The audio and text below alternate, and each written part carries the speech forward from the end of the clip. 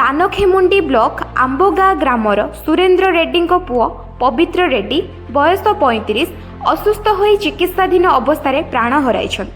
से आज को प्राय 14 वर्ष हेब भारतीय सेनारे सिपाही भावे पंजाबर भटिंडारे कार्यरत थिले। तांको स्त्री सुमंतपुर विद्यालय रे शिक्षयित्री भावे कार्यरत अछंती।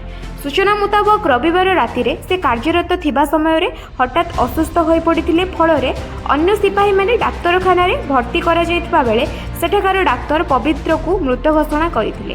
मंगलवार तांको पार्थिव शरीर निज पैतृक गाँ आंबगाँ को आसिबा परे गार्ड ऑफ ऑनर दे श्रद्धांजलि दिया जीव नहीं सूचना मिली।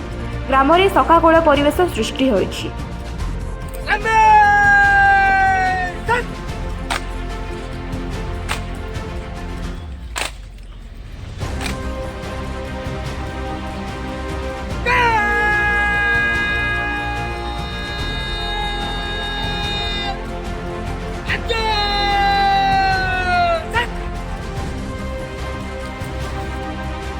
ब्यूरो रिपोर्ट प्रगति ओडिशा।